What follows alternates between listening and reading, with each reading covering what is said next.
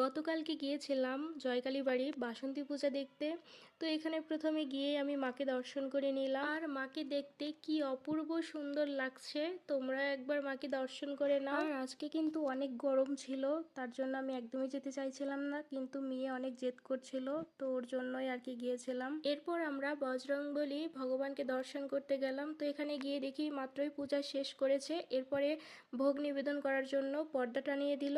তো তারপরে ওখানে প্রণাম শেষ করে প্রদীপের তাট আমরা চলে আসলাম মন্দিরের ভিতরে। আর এটাই হচ্ছে নাটোরের বিখ্যাত জয়কালীবাড়ি মন্দির। আর এই মায়ের কাছে সন্তান কখনো কিছু চেয়েছে, সেটা যে পায়নি এমন কখনোই হয়নি।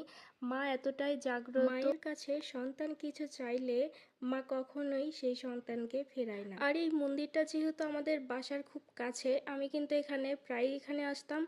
আর আজকে যেহেতু পূজা হচ্ছে, তার জন্য কিন্তু এখানে অনেক দূর দূর থেকে লোকজন এসেছে আর অনেকটাই ভিড় দেখলাম। এরপর রাধা গোবিন্দ মন্দিরে এসে আমরা প্রণাম করে ওখানে কিছু সময় বসেছিলাম। যেহেতু ছোট দুইটা মামুনিকে নিয়ে গিয়েছিলাম, মানে আমার মেয়ে আর দিদির মেয়েকে, তো ওরা দুইটা খুবই জেদ করছিল, এর জন্য আমরা বাসার উদ্দেশ্যে রওনা হলাম। তো আজকে ভিডিওটা এখানেই শেষ করছি।